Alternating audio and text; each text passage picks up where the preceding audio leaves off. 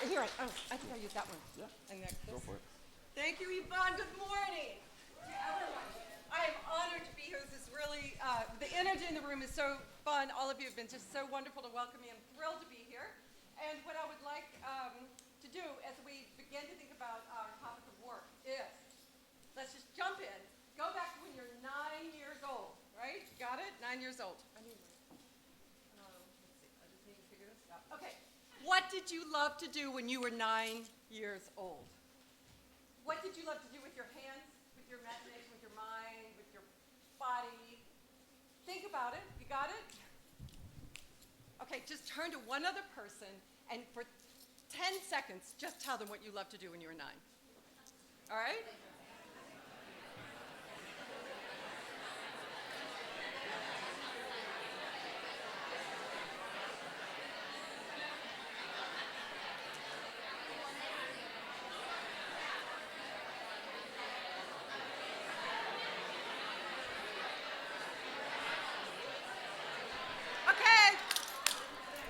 Did you take, now the other person, take turns? You did that? Everybody's already done it. Okay. So when I was 9 years old, I loved to ride my bike. And I had those streamers. Anybody remember streamers that would come out? And so in order to make the streamers really fly, you had to go flying up a hill and then all the way down. And that was my magic on the open road. So Carl Jung said something very interesting, which is that our true work is grounded in and begins in what we loved to do when we were 9. And that what we did then and what we love to do will still nourish us when we're 29 or we're 69. So there's something really grounding about that. For me, the open road, flying on that bicycle with the streamers, is an essential part of my life. And knowing that, bothering to know what really makes your 9-year-old happy is the beginning of real, true, fun, authentic work, I think. So, this is my disclaimer. My right here, spoiler alert. I love work. I love what I do. I think work is one of the most highly underrated things in life. And you may think, oh, okay, for this topic, but we're gonna make this topic as sexy as you ever imagined. Now, I would actually say that I have received more pleasure and joy from my work than anything else in life, except love. So I love work, but I also love. And so those two things, not just my husband, but these little noodles in my life, I have all of these are little pieces of love in my life as well. So love and work. I just want to say that these are the two things that I think are, for me, the most important. But also there's, look at that. I love my work. It's love work, So what I want to do is just tell you briefly my little work story. Because let me tell you first just what I do in a day of my work. Let's go there. Okay, I travel. The open road. I dig around for treasures all over the world. I design. I work with artists and groups designing. When I find fabulous stuff, I deal. I investigate and study old textiles, silkworms, the life of a silkworm. I network with artisan groups around the world. I source vintage beads, jewelry, beautiful things. I merchandise here in a store on King Street. I speak to groups about the Ibu movement. I style in photo shoots. I dream up beautiful new garments. And I collaborate with the most fantastic team in the world at the Ibu movement. I love my work. And this is all a part of it. Now you might say, well, geez, of course you love your work. You go styling and dialing all over the world. But I just want to say it was not always that way. And the story of how I got to that is really the one I want to share with you because it was a 32-year pregnancy, all right? So that kind of, I didn't just wake up one morning and say, I think I'll open a store for selling the work of global women artisans. It wasn't like that. So let's go back to when I was 24. I was a minister at this large, austere church in Portland, Maine. I was the first woman they'd ever hired. I was the first Southerner they'd ever met. And I was the first 24-year-old they had ever heard preach. All right, so I was working just to make that work. And even though all was going well, there was something inside that was a little empty about that. So I went to all these wise, counselors, therapists, astrologers, whatever, everywhere to find out, so what is it? And they kept asking me the most annoying question. What do you love? What do you want? Well, after a while, I realized I had no idea what I wanted, but that was a place to start, to know that I didn't know what I wanted. So it was obviously not the work I was doing that I loved. So I quit my work, and I left my marriage at that time, my young marriage that wasn't working, and I left my country, and I went overseas, and I left my house that I had bought, and I sold my car, and I left my identity as a daughter. I left my parents, and as a wife and as a minister, gone. So it was out there on the open road, as I was traveling around as just a citizen of the planet, having a cigarette with the guy next to me on the bus, that I discovered who I really am, but just by noticing what it is I want to do when I get up in the morning, where I want to head, what tastes good to me, who am I drawn to and who I'm not. And when I came back, I was just a little more grounded into that 9-year-old self. I waited tables. I went out to California and I studied dance therapy because I felt like I was educated, from here up, and I wanted to know what my body had to say about all this. And as I listened, I had chronic headaches that went away. And then I slowly gave it one more chance in the pulpit. I came to Charleston at the Circular Church, and I found there that while I was bringing much more of myself into my work, that there was still that emptiness inside. That even though I was bringing particularly my real deep and genuine concern about women's issues to the church, which has often been on the wrong side of those issues, I pushed that envelope until I knew I was going to push myself right out of a job. I went to a career counseling center in Atlanta, and they said, "Whoa, how did you make it this long? 18 years in this work. This is not what you're cut out to do. Everything for 2 days of testing says you should be an artist." To which I said, impossible, because I have no talent. So I came back, and then I realized that in my entire life of schooling, I had never had an art class. What do you know? It's never too late. So I began to take classes at the College of Charleston in painting and drawing and sculpture, and I thought, oh my gosh, I like this. This is good. And then this is the moment right here where I did the most genius thing in my life, which is really all I have to give to you today, so I hope you're paying attention. I didn't do what other people told me to do, which they said, oh, you should paint, you're good, this is good. I didn't do what other people told me I was good at. Everyone told me I should write.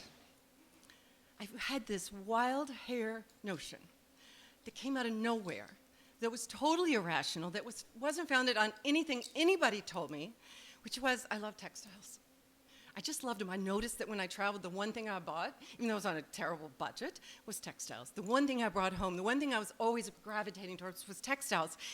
This must be something about that what do you love question that I'd been asking for 10 years. And so I decided I'm going for this. The fact that it was irrational actually made me believe that there must be something true to my heart about it. So I went back to school, went to SCAD, studied everything you can do to cloth, dye, silk screen, embellish, all of that. Finally learned to weave. And when I was sitting down at that loom, I was a puddle because it was very hard to learn how to do all that stuff. But when I finally got down and just was weaving, I felt like I was sitting in this long line of women who have always spun, woven, dyed, and put their stories down into cloth. And it was kind of electrifying. And I knew this was it. So, there I was at my loom.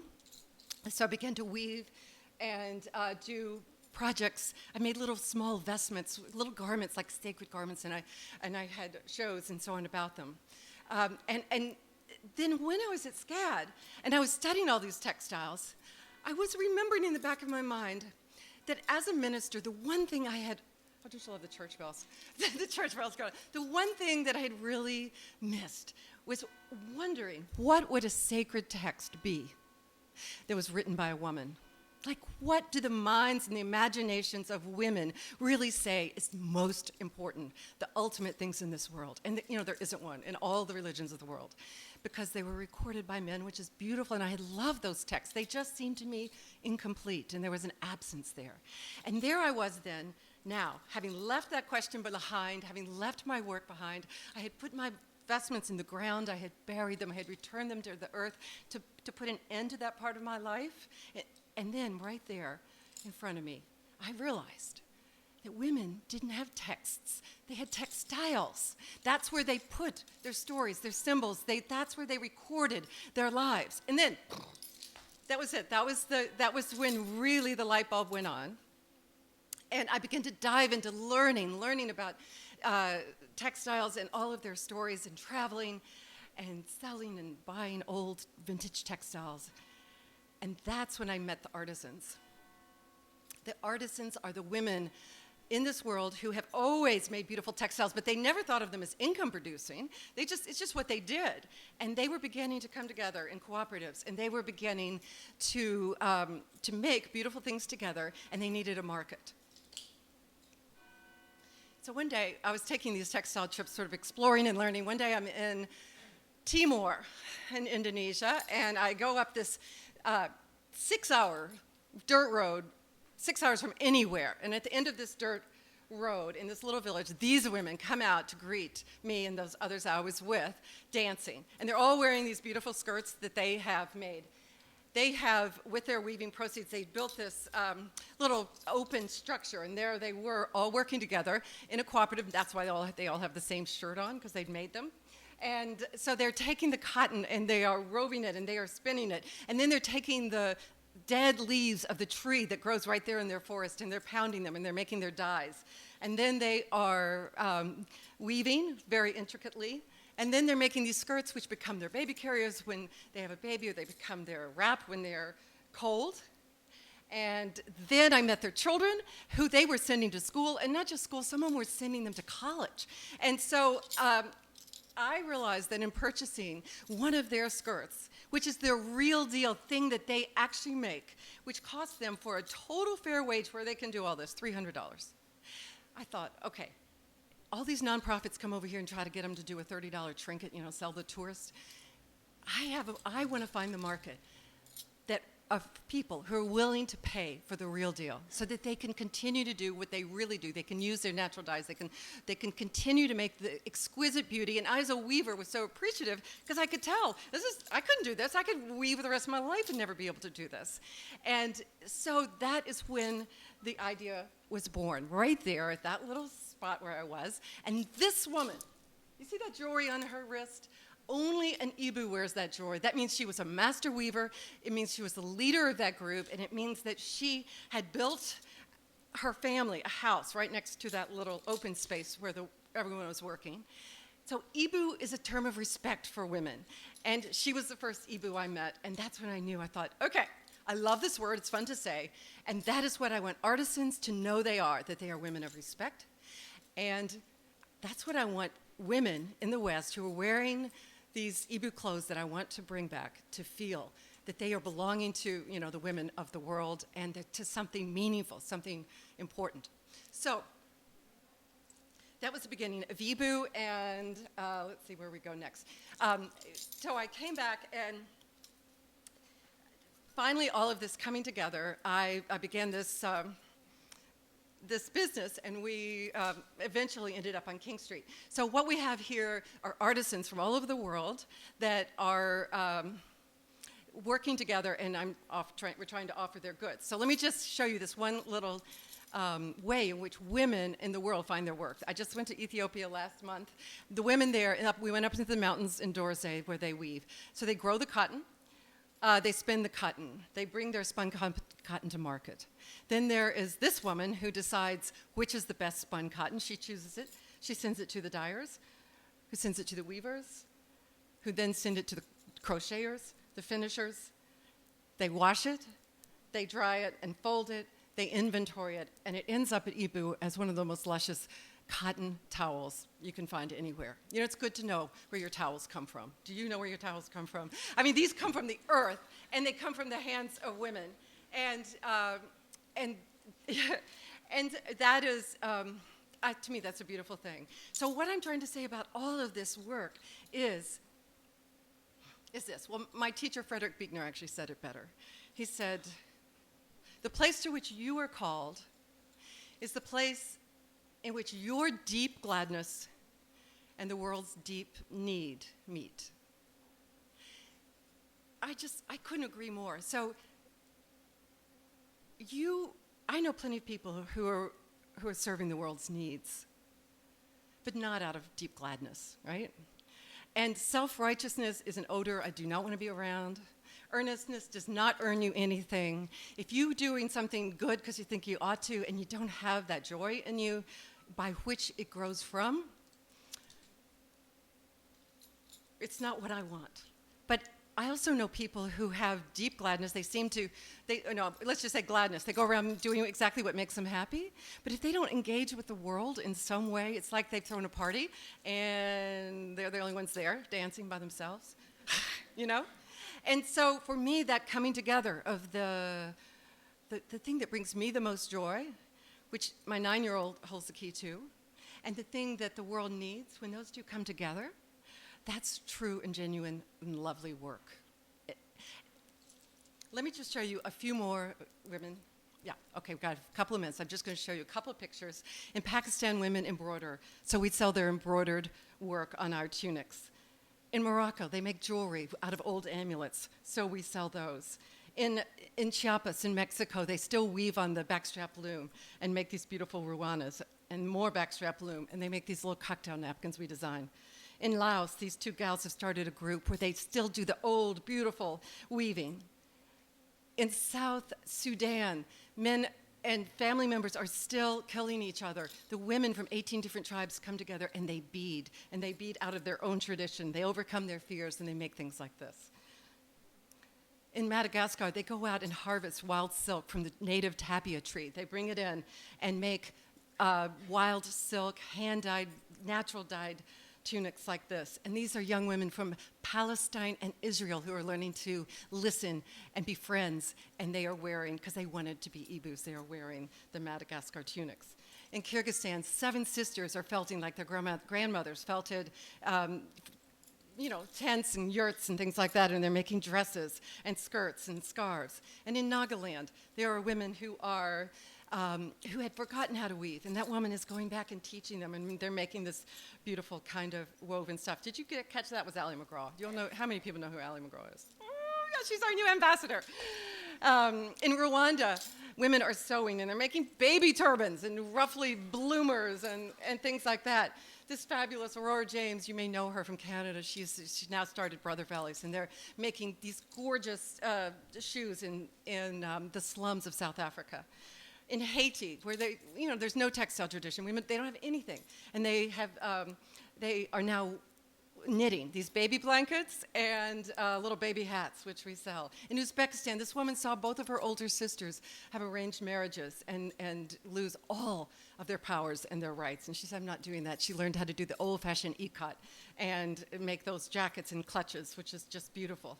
And now her niece is wanting to have her own business. In Carranza, Mexico, this woman weaves a particular kind of gauzy thing that we love, collaborate, and carry. In North Carolina, Hucks and Doves is making leather bags. We give them the old fabric that we've collected, and she makes the bags for us. In Kenya, deaf women are making wrap bracelets that we love to wear. And in Rwanda, this woman is coming here in December. You cannot miss it. This woman is a Tutsi who survived the whole genocide, and she is now working with this group making vetiver runners and things like that. We have also, at Ibu, our own seamstress, and so we are taking vintage, beautiful storied cloths, and we're making jackets and tunics and kaftans and revising kimonos and making dresses. We are now working, as of last night, with 76 women's cooperatives in 40 different countries. These women all now have work. And it's for them, work is everything. Work is their chance to have choices, to be able to do what they, it's not only that they have money, but it's that they are getting paid for doing what they know how to do, what they love to do, what is their cultural language. This is all I've ever wanted in my life. If I'm a pear tree, I want to be paid for producing pears, not apples. Do you know what I mean? I want to be able to do what that 9-year-old wants to do, and that's what I want for these women. I'm not out there helping them any more than they're helping me. We are working together. It's reciprocal, and that joining is what I think makes work so fun, so exciting. It's why I love my work. I be you. Ibu was the word, but it also, I be you, you be me. Let me just say two things, and we really have to stop. When I think about work, I think two of the most important things, these are the three things. One, it's got to come from, bother to learn what's inside and let that find expression. You don't have to start your own business. You can be working the computer for a corporation and still know what it is that this belongs to me. If it doesn't belong to you, just leave it and go find out what does, because that is the most important thing I could say about work. The second most, who you work with, this is Dynamo Team. This is like working with people I truly love, right? I mean, what can get better than that? And that. And that. And the photographers, the ambassadors, the friends that travel with me, the actual artisans themselves. Beautiful to work with who you work with, but also where you work. So this was our space that we found, and it was totally just like it was a warehouse. It had no windows, didn't have anything. So that became this, which I hope you'll come see us at the show house. The rooftop was that, which eventually became that. Whoops, we're going a little fast. And even the details, like working out those details so that creating the place, you don't have to build your own shop, but even to create the container for your work is just, I think, so important, so that this became our workroom. And we are here at the end. This is when I was about to kill the contractor. So there's that too. But what ended up being our opening last March means that there is sort of an end to this story of what it means to hold those two together, the love and the work. And I hope, that's what I'm hoping for everyone here, that you can have both of those in your life and that they can have something to do with each other. Thank you.